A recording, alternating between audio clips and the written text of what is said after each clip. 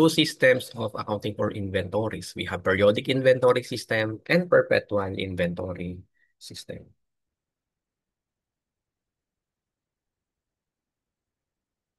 Okay, so meron tayong dalawang systems. We have periodic and perpetual.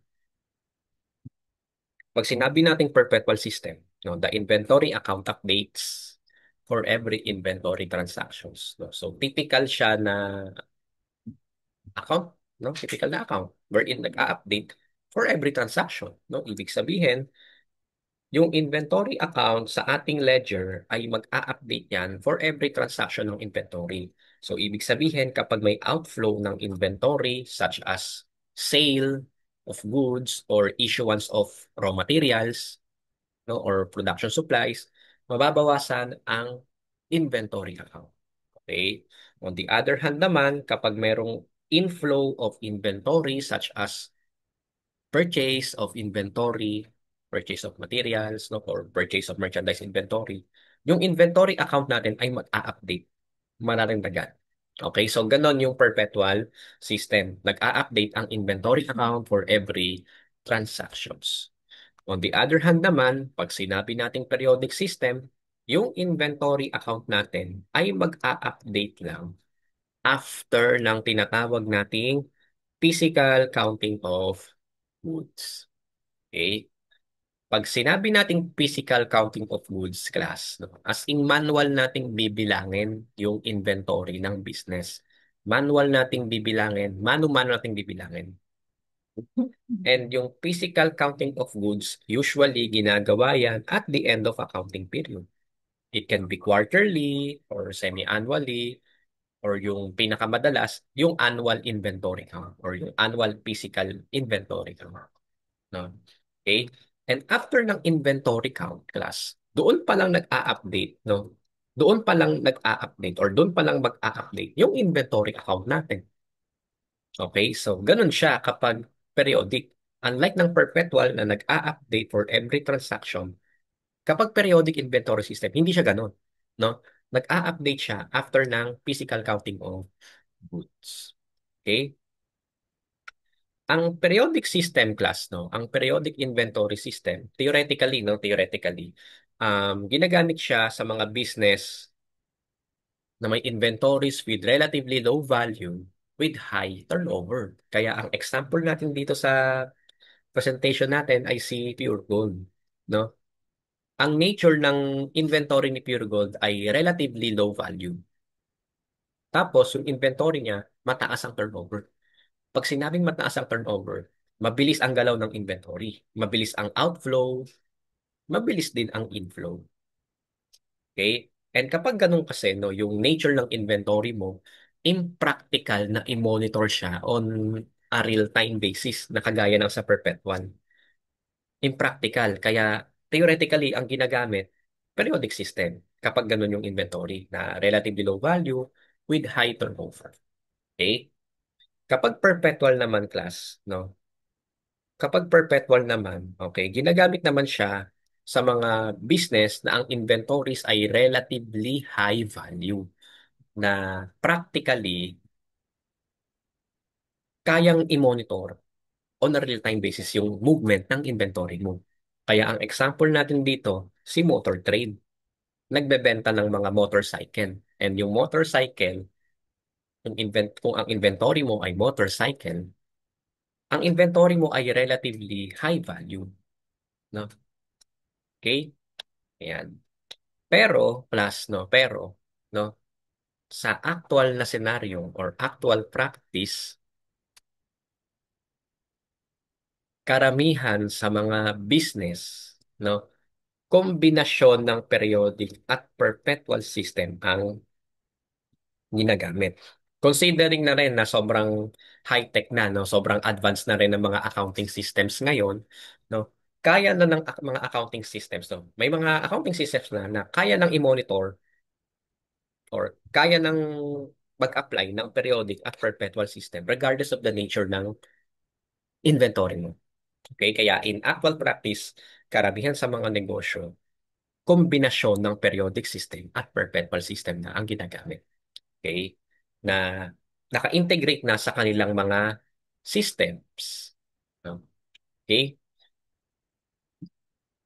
So para maintindihan natin yung dalawang system ng inventory na periodic at perpetual, pagkumparahin natin yung journal entries ng bawat inventory transactions, no, sorry, mali. Pagkumparahin natin no yung mga inventory transactions under ng periodic and perpetual. Okay? So, purchase transactions muna.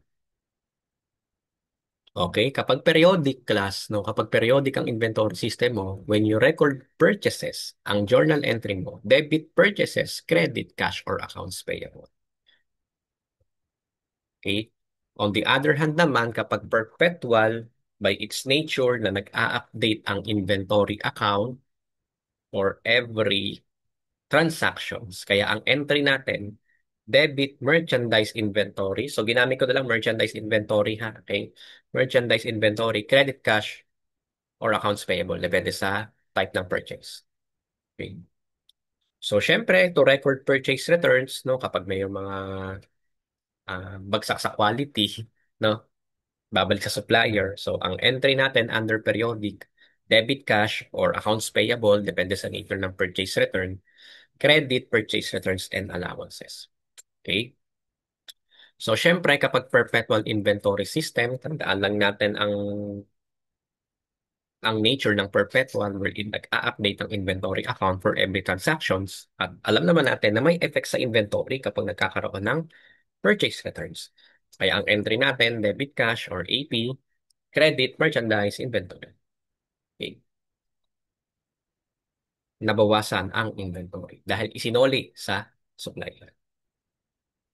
To record purchase discounts, ayan, to record purchase discounts, debit accounts payable, credit, purchase returns, and, oh, sorry, purchase, sorry for the typo, it should be purchase discounts. Baguhin ko na lang dito. Okay? Credit purchase discount. Okay, cool. So, di ba, kapag nag-record tayo ng journal entry, pag ang payment within the discount period, di ba, debit accounts payable, credit purchase discounts, credit cash. Okay. Kapag perpetual naman class, no? Okay, kapag perpetual naman, ang journal entry natin, okay, debit accounts payable, credit merchandise inventory. Okay? Ibig sabihin, kapag nag-record tayo ng journal entry na payment of accounts payable within the discount period, kapag perpetual, debit cash, oh sorry, debit accounts payable, credit merchandise inventory, and credit cash. Okay? May effect class sa merchandise inventory ang purchase discounts. Okay, sorry for the typo. Ayan. May effect yung purchase discount sa cost ng inventory kapag perpetual system. Okay? Kaya ang credit natin, merchandise inventory. Okay? To record freight in, ayan, to record freight in, so pag periodic debit freight in, credit cash or accounts payable. Okay. So, syempre, kapag perpetual naman, yung freight in, palitan lang natin ng merchandise inventory or inventory account, kung ano man ang applicable, debit or credit cash or accounts payable. Okay. Ayan. Di ba? Kung naaalala nyo pa, class, yung ating initial measurement ng inventory, di ba meron dong direct attributable cost? At alam naman natin, yung direct attributable cost, capitalizable yon sa cost ng inventory. And ang example natin doon, freight in. Kaya dahil capitalizable cost yan or capitalizable sa inventory cost, kaya pagdating sa perpetual, ang journal entry natin sa freight in, debit, merchandise inventory. No? Kasi di ba, capitalizable as cost ng inventory yung freight. Okay? So, ito yung ating journal entries kapag purchases transactions. Now, tingnan naman natin class no yung sa sales. Yan, sales transactions. To record sale. Yan. Kapag periodic debit cash or AR, credit sales. So, sa perpetual, ganun din. Okay, same entry. However, iba, perpetual inventory system to. At kapag may sale, alam naman natin na outflow ito ng inventory. Kaya magkakaroon pa tayo dito ng isa pang entry para bawasan yung inventory account. Debit, cost of goods sold, credit, merchandise, inventory. Okay? In-update natin for every transaction, di ba? No, ganun pag perpetual. To record sales return. So, syempre, pag yung customer naman ang nagsauli sa atin bilang seller, no? So, pag periodic, debit sales returns and allowances, credit cash or AR. Okay? So, ganun din sa perpetual. Okay? Ganun din katulad sa periodic. However, class, no? Kapag merong sale return or kapag merong mga sales returns, alam naman natin na yan ay may effect din sa inventory. Kasi may nasauli na inventory sa atin bilang seller. Kaya ang mangyayari, malalagdagan ang ating inventory. Debit merchandise inventory kasi nga nagkaroon ng inflow ng inventory. Credit, cost of goods sold. So bakit credit yung cost of goods sold? Dahil ito ay sale return. Okay? Sale return. So syempre, no, kapag nagkaroon ng sale return, nabawasan yung benta natin. Therefore, nabawasan din no, yung cost of good sold. Nabawasan din ang cost of good sold.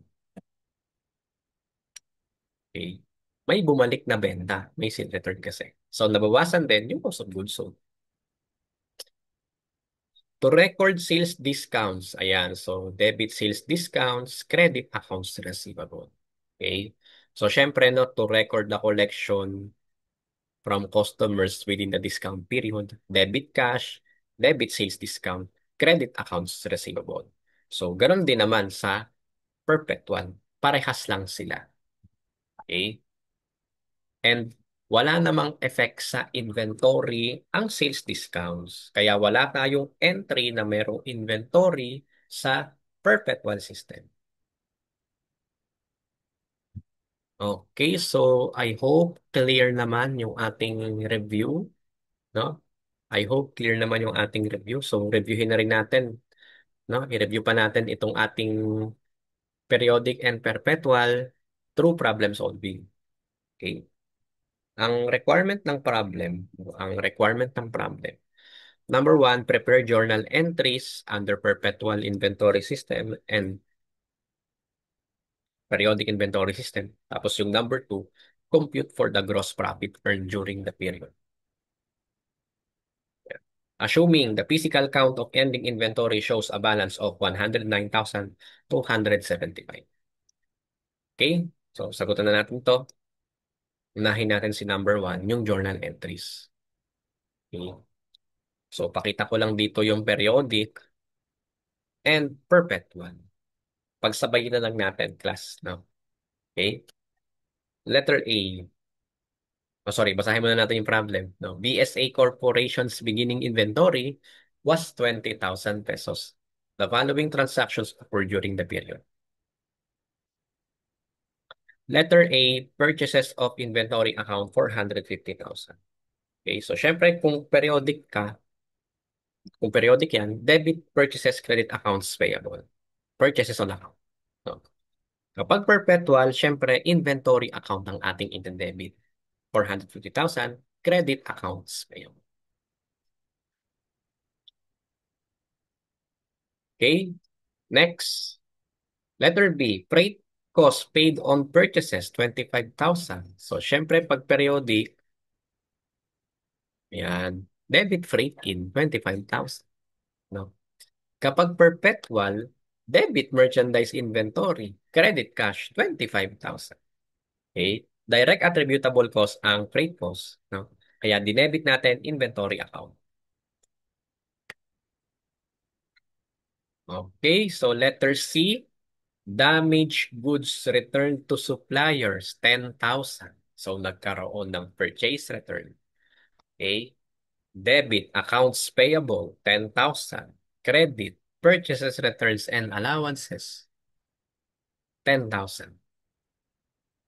Bakit accounts payable? Siyempre, class, itong 10,000 na purchase return, it pertains dito sa purchase on account sa letter A. Kaya ang debit natin, accounts payable, 10,000. Otherwise, kung cash purchases yan, let's say cash purchase yung letter A, ang entry natin dyan, um, debit cash, no, credit purchase returns and allowances, kung may refund. Okay? Pag may refund.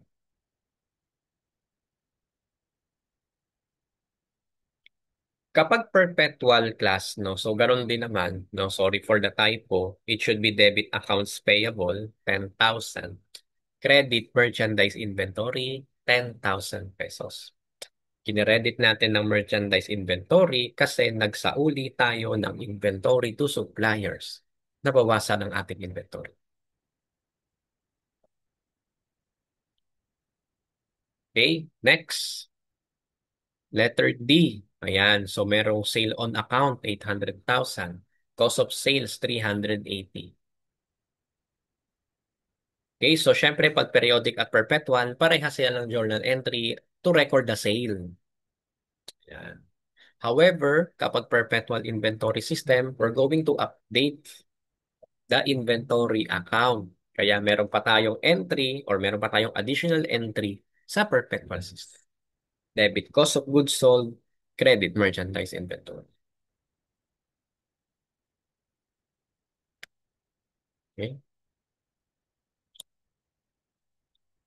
Letter E.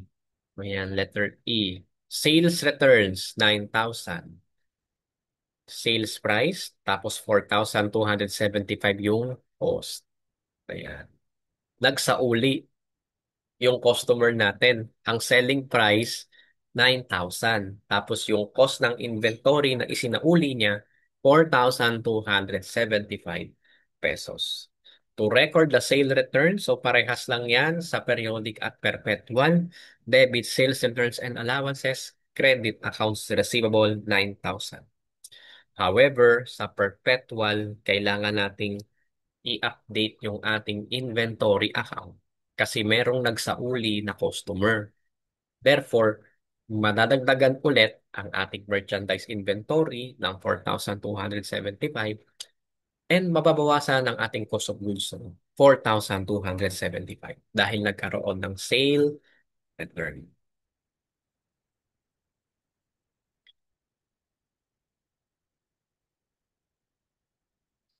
Okay, so iakyat ko lang ng konti to class ha. Iaakyat ko lang ng kaunti yung periodic at perpetual. Kasi meron pa tayo ditong isa pang journal entry. Okay, iakyat ko lang ng konti ha. Tapos mag-off cam lang ako sa ganun. No? Para siguradong makikita sa screen yung mga journal entries. No? Okay, ayan.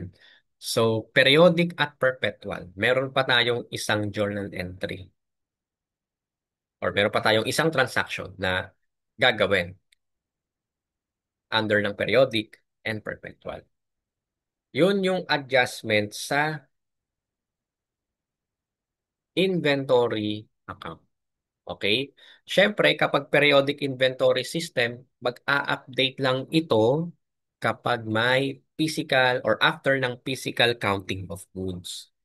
Dito kasi class, nagkaroon ng physical count of ending inventory at based sa physical count, 109,275 yung value or yung cost rather ng inventory. Kaya ang gagawin natin, yung beginning inventory 20,000, i-update na natin yan. Okay? I-update muna natin. Normal balance ng inventory account ay debit. Therefore, kapag kinlose natin ang inventory account, we're going to credit the inventory account same amount, 20,000 pesos. Okay? And ang debit natin class, income summary. So bakit income summary yung debit? Okay, bakit income summary? Alam naman natin class, way back basic financial accounting and reporting na ang inventory account ay kino-consider sa pag-compute ng cost of goods sold. And ang cost of goods sold, kino-consider naman to compute your net income. Lahat ng kino-consider class sa pag-compute ng income ng business, inilalagay yon, no, sa income summary. At bakit siya debit? Kasi class, ang epekto ng beginning inventory sa cost of goods sold ay padagdag. Di ba? Siya nga yung nasa pinakaunahan, di ba, ng formula ng cost of goods sold. Beginning inventory plus purchases plus freight in. Di ba? Ganun yung formula ng cost of goods sold. No? Okay? Kaya debit sa income summary. Okay? Beginning inventory, dinalagyan niya ang cost of goods sold, and ang cost of goods sold, ang effect naman nito sa ating profit ay kabawasan. Di ba? Binabawas yan sa sales. No? Okay? Para ma-arrive yung gross profit. Kaya debit, merchandise inventory, 20,000. Credit, sorry, debit, sorry, mali. Debit, income summary, 20,000. Credit, merchandise inventory beginning, 20,000. Tapos, mag-a-update na tayo ng inventory account. Therefore, magde-debit na tayo ng merchandise inventory account, 109,270. Okay? Yan. Na-close na kasi natin yung beginning. Therefore, i-establish naman natin yung bagong balance ng inventory na 109,275. Okay? Tapos, ang credit niya, income summary. Bakit income summary yung credit? Dahil kino-consider din ang ending inventory sa pag-compute ng cost of goods sold, na kino-consider naman ang cost of goods sold sa pag-compute ng net income. And lahat ng kino-consider na account sa pag-compute ng net income ng business, kailangan nating i-reflect yon or ilagay, no, sa income summary account. Okay? At bakit siya credit? Bakit credit income summary? Okay? Dahil ang effect ng ending inventory sa cost of goods sold ay kabawasan. Kabawasan. Pinapaliit ng merchandise inventory yung amount ng cost of goods sold. Kabawasan siya. Okay? At kapag maliit yung cost of goods sold, maragdagan, maragdagan, or increase ito sa ating net income. Okay? Kaya credit income summary. Okay?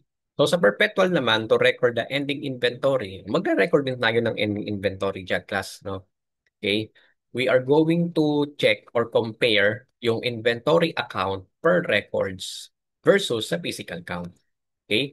So, meron tayong merchandise inventory beginning dito, 20,000. Tapos, i-reflect lang natin ang lahat ng, or i-post lang natin rather, ang lahat ng merchandise inventory account sa mga journal entries natin, A, B, C, D, and E.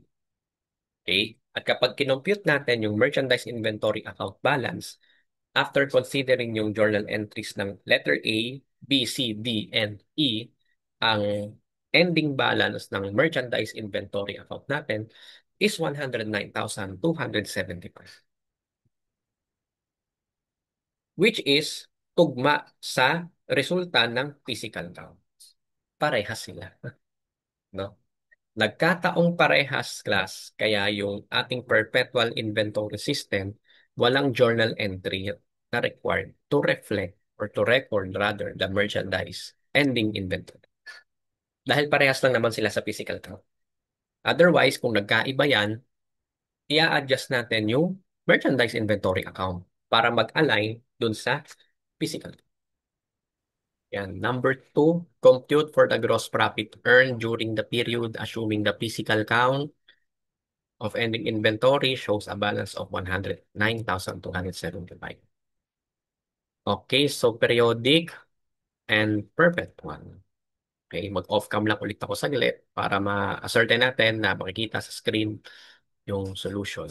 Okay, so pag periodic, syempre meron tayong net sales of 800,000, tapos yung sales returns 9,000. Kaya 791,000 yung net sales. Tapos meron tayong cost of goods sold na 20,000 beginning. Ayan, 20,000 beginning inventory. Purchases of 450. Tapos, purchase returns, 10,000. Tapos, may freight in na 25. Meron tayong total goods available for sale, 485,000. Tapos, ending inventory, ayan, 109,275. Cost of goods sold, 375,725. Ang gross profit natin, net sales minus cost of goods sold equals 450,275. Yun yung gross profit under ng periodic. Okay? Kapag perpetual naman, class, no? Kapag perpetual naman, how much yung gross profit? Ang gross profit under perpetual ay parehas lang din. 415,275. Okay?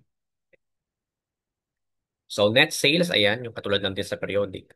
Cost of goods sold, ayan, meron tayong cost of sales ditong 380. Tapos, may sale return naman, which is kabawasan sa cost of goods sold, 4,275. Kaya ang cost of goods sold natin, same sa periodic, 375,725.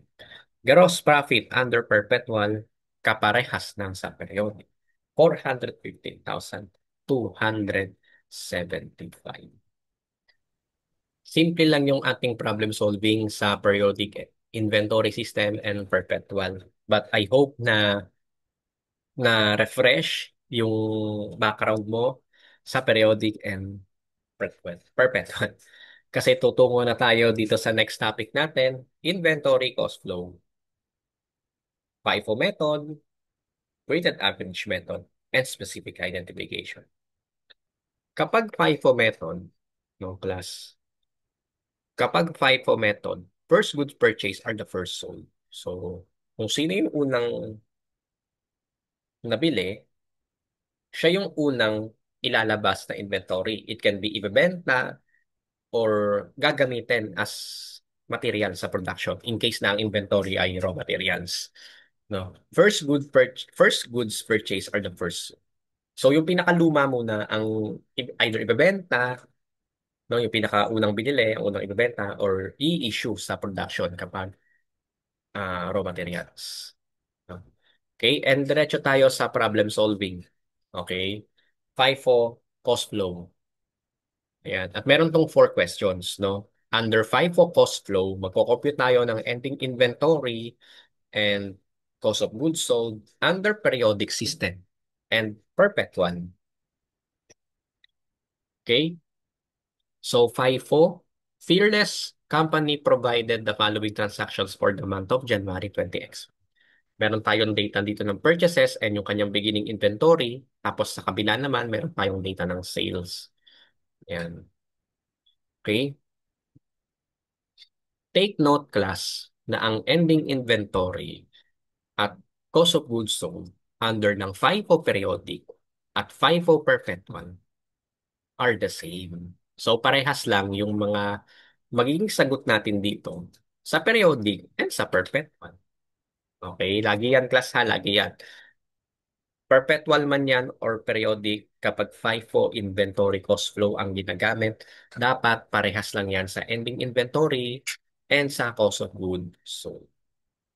Okay, so alisin ko na siya, magko-compute na ulit tayo. No? Number one, number one, calculate the following cost of ending inventory, assuming Fearless Company is using periodic inventory system. So, kailangan muna nating malaman dito, no, yung kanyang ending inventory expressed in number of units. Okay, ayan. So, cost of ending inventory under FIFO periodic and FIFO perpetual. So, ang gagawin muna natin, aalamin muna natin kung ilang piraso ng inventory yung natira kay Fearless. Tigas units. Mag-start tayo sa Tigas units. Meron tayong beginning ditong 3,000 at meron tayo ditong mga purchases.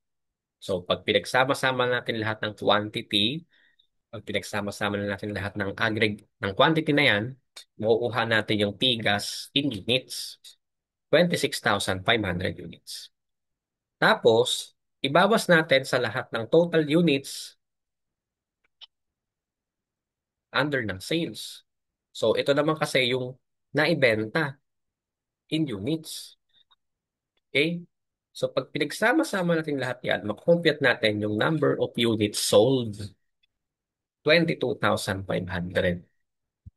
26,500 yung tigas, 22,500 yung nabenta. Therefore, yung natira, 4,000 units. Okay? 4,000 units. Okay, I hope clear sa computation ng ending inventory in units, no? Ang ginawa lang natin, kinumpute lang natin yung total bigas in units, tapos ibinawas lang natin lahat ng units sold, nakuha natin yung ending inventory.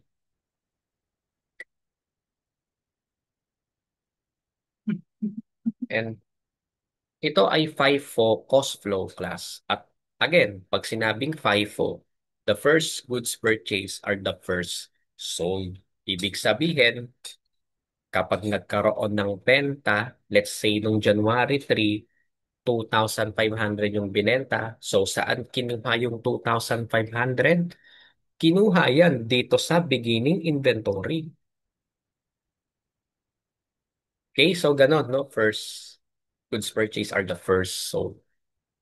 And considering yung definition ng FIFO cost flow, therefore, yung composition ng 4,000 units, okay, ay malamang nanggaling na lang yan dito sa January 30 at sa January 21. Kasi syempre, yung ending inventory under ng FIFO, yun yung mga recent purchases. Okay? Kasi nga ang FIFO, first goods purchase are the first sold. No? Kaya yung mga latest purchases, yan yung magiging laman ng ating ending inventory under FIFO. Kaya i-breakdown na natin yung 4,000 units. Ibig sabihin, class, yung 2,500 dyan sa 4,000 na yan ay nanggaling dito sa purchase ng January 30. Okay? So, yan yung breakdown nun ha. Yung 4,000, bine-breakdown lang natin into recent purchases para makuha natin yung cost ng ending inventory. So, yung sa 4,000 na yan, 2,500 dyan, nanggaling dito sa January 30 purchase. Okay? And syempre, class, no? And syempre, yung natitirang 1,500, galing na yan dito sa January 1, oh sorry, January 21 purchase at 330. Okay? O meron na yung 1,500 at 330, tapos yung 2,500 doon nanggaling doon sa may unit cost na 313 pesos. Therefore, ang total ending inventory natin, 1,277,500 pesos.